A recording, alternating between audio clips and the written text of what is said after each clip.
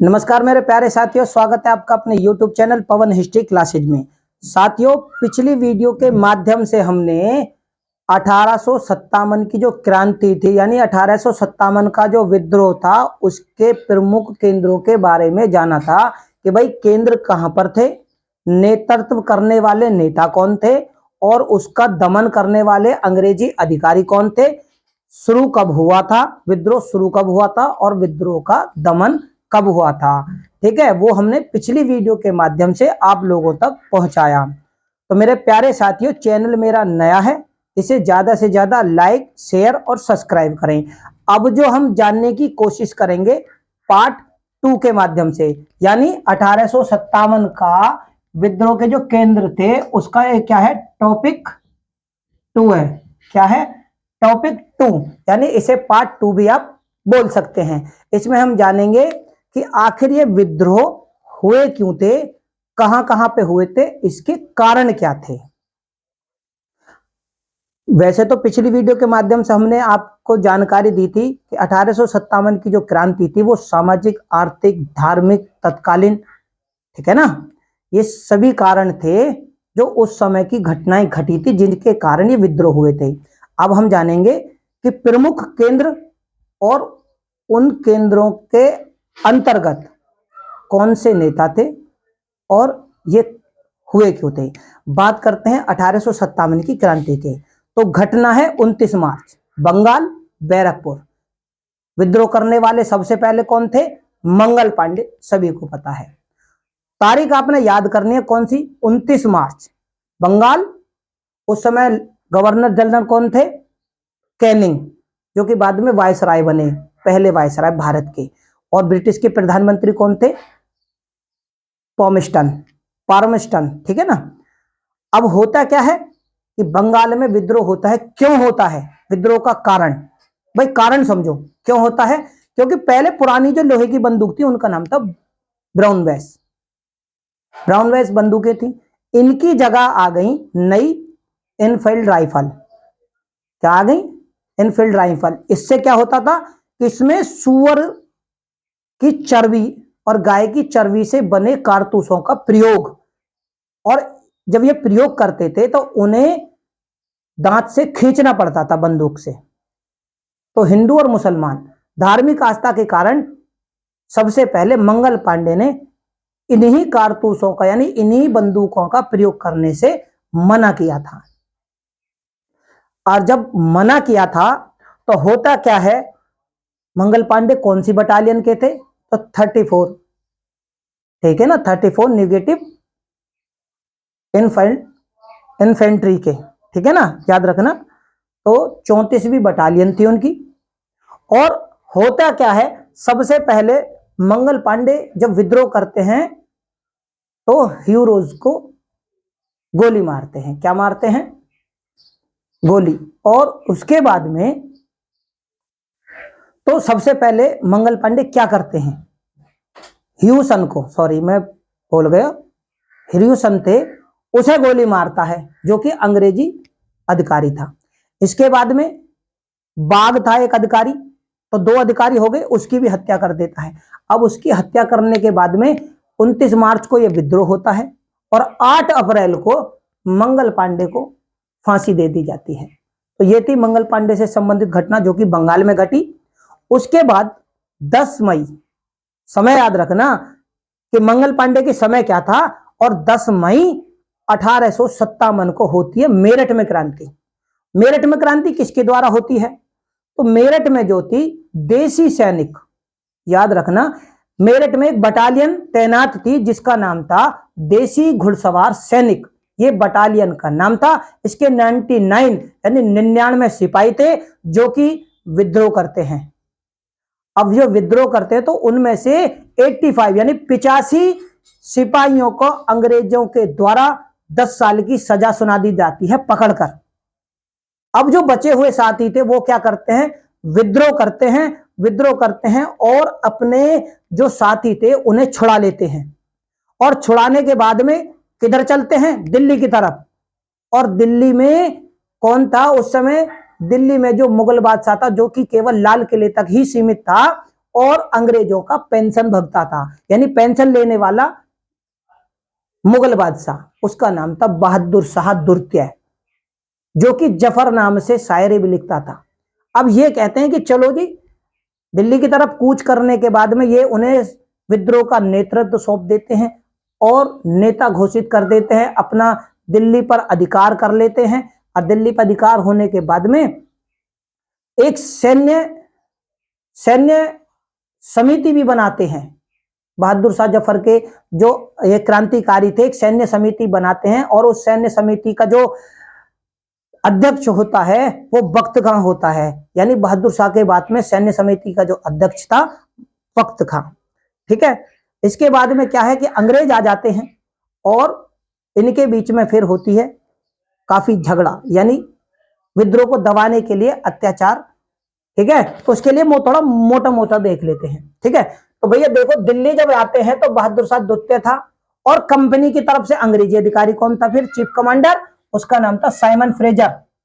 ठीक है, ये जो क्रांतिकारी थे ये क्या करते हैं, साइमन फ्रेजर की हत्या कर देते। देखो, दिल्ली वाले जो मेरठ से क्रांति उठी और दिल्ली में आई और दिल्ली में अंग्रेजों का जो एजेंट नियुक्त था उसका नाम था साइमन फ्रेजर, इसकी हत्या करते हैं। सैन्य समिति हमने जाना, बख्त खां को बना दिया जाता है क्योंकि दिल्ली पे अधिकार था।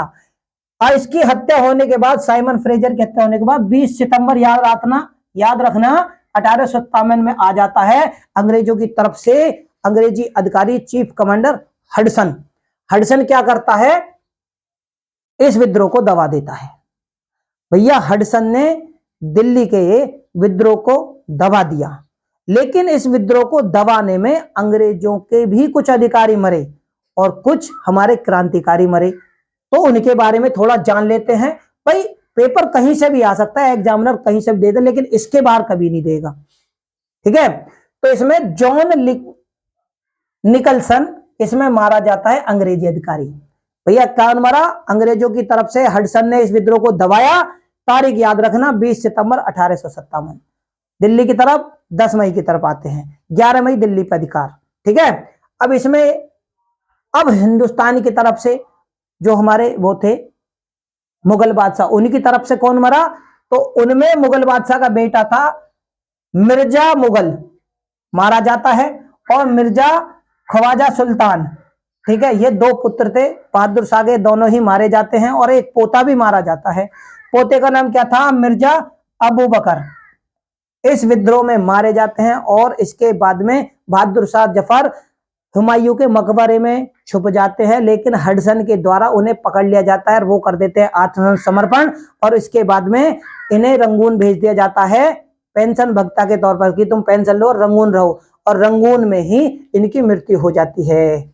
इसकी बहादुर शाह जफर की याद रखना, यहां से क्वेश्चन भी आता है कि पहला मुगल बादशाह जिसकी मृत्यु भारत से बाहर हुई थी तो वो बहादुर शाह जफर ही है, जिसकी मृत्यु रंगून में ही हो जाती है। तो ये दिल्ली की क्रांति जो हमने आपको जानकारी दी। अब बात करते हैं नखलऊ की। नखलऊ में जो क्रांति शुरू होती है वो होती है 30 अप्रैल 1857 को। अब इसकी जो नेतृत्व करता थी कौन थी, बेगम हजरत महल थी, जो विद्रोह का नेतृत्व संभालती है। क्यों संभालती है, क्योंकि इनका जो वारिस था, पुत्र था बिरजिस कादिर, ये उसकी संरक्षिका के तौर पर शासन कर रही थी। और अंग्रेजों को क्या था कि नखलऊ को अंग्रेजी साम्राज्य में मिला लिया जाए, तो वो करते क्या हैं, नखलऊ पे कब्जा करने के लिए आते हैं कि आप राज नहीं कर सकते संरक्षिका बनकर, ब्रिटिश अधिकारी यानी ब्रिटिश कंपनी करेगी।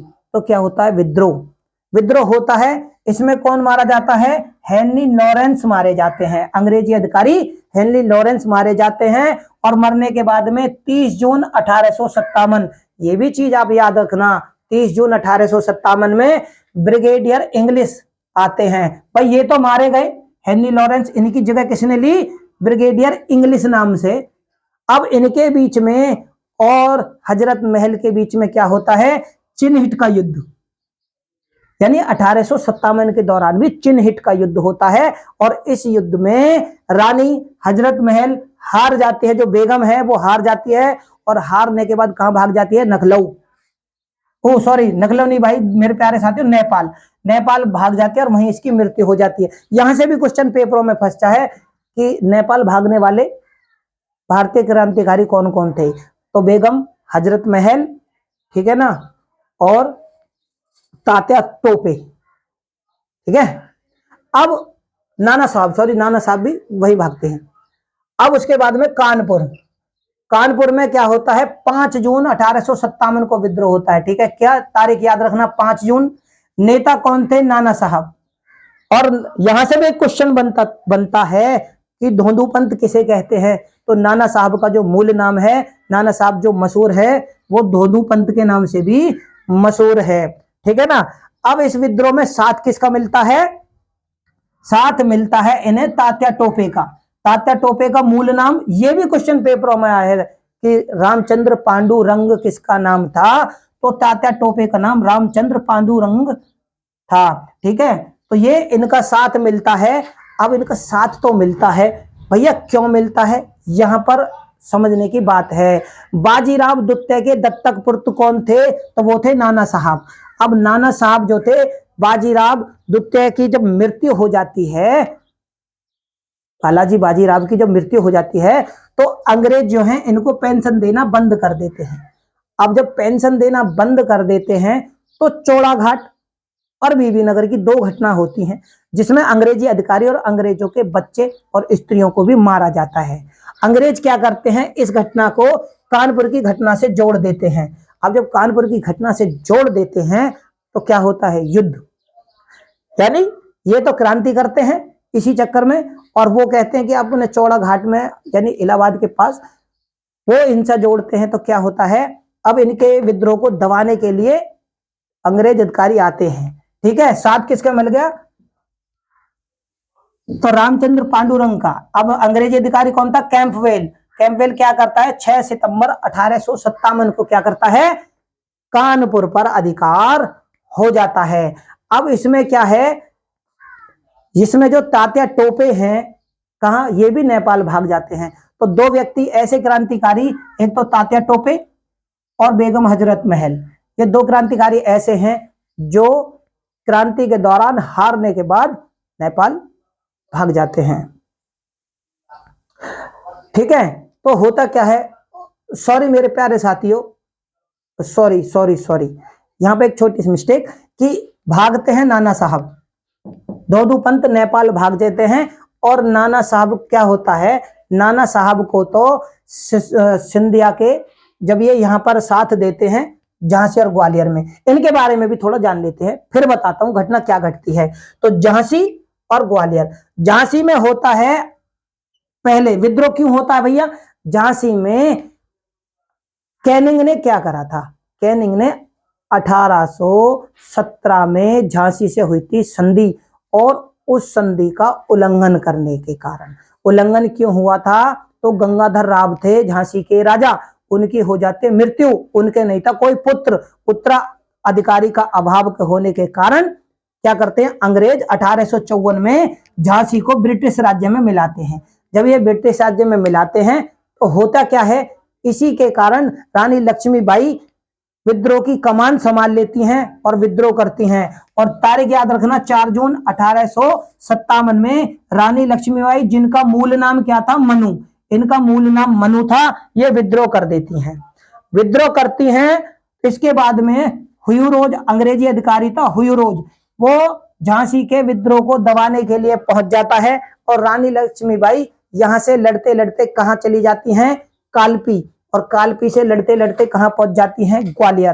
तो याद रखना कब पहुंचती हैं, 3 अप्रैल 1857 ईस्वी में रानी लक्ष्मीबाई कालपी होते हुए ग्वालियर पहुंच जाती हैं, और ग्वालियर में इन्हें साथ किसका मिलता है, तात्या टोपे, रामचंद्र पांडुरंगा जी का साथ इन्हें मिल जाता है।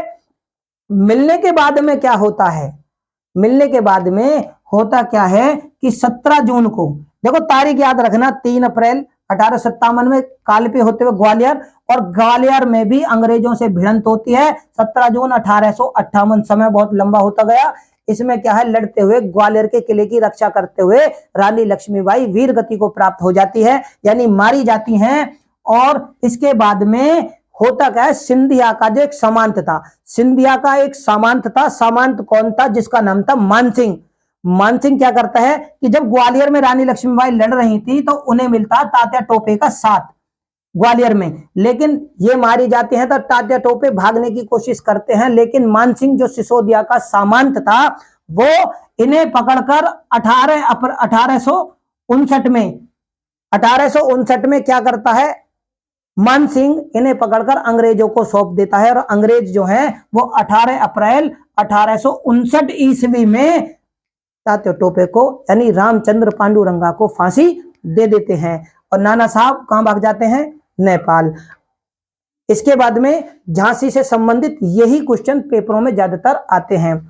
बात करते हैं बिहार की। बिहार में 1857 में विद्रोह होता है, कौन करता है भैया, बिहार में सादाबाद का एक जमींदार थे। सादाबाद क्या, बिहार के अंतर्गत सादाबाद क्षेत्र, सादाबाद में कौन था, बाबू वीर जी, बाबू वीर कुंवर सिंह, जो कि 80 साल के बुजुर्ग थे।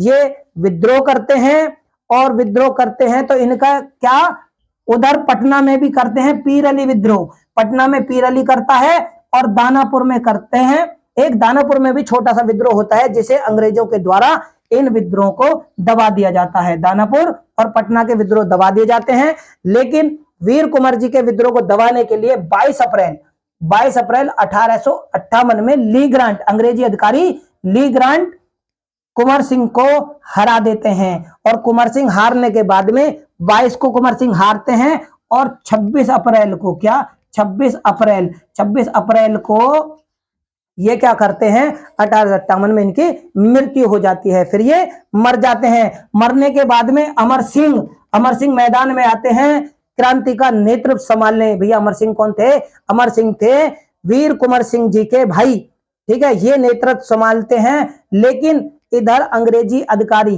कौन आ जाते हैं, विलियम टेलर, अंग्रेजी अधिकारी विलियम टेलर और विसेंट आयर, याद रखना ये दो अंग्रेजी अधिकारी क्या करते हैं, कुंवर सिंह, ये अमर सिंह के विद्रोह को दबा देते हैं।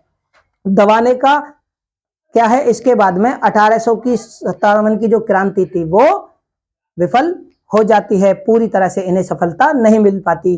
तो मेरे प्यारे साथियों, उम्मीद करता हूं आपको 1857 के जो प्रमुख केंद्र थे उनके समय में, उस समय जो घटना घटी उसके बारे में आपको विस्तार से जानकारी मिली होगी, और इन्हीं से संबंधित क्वेश्चन पेपरों में पूछे जाते हैं, इनसे बाहर कुछ नहीं पूछा जाता। क्वेश्चन किस प्रकार से पेपरों में पूछे जाते हैं वो हम अपने आने वाली वीडियो के माध्यम से आप लोगों को कराएंगे। मेरे प्यारे साथियों, चैनल नया है, इसे ज्यादा से ज्यादा लाइक शेयर और सब्सक्राइब करें। डिस्क्रिप्शन बॉक्स में लिंक दिया हुआ है, वहां पर जाकर आप हमारी सारी वीडियो को देख सकते हैं। धन्यवाद।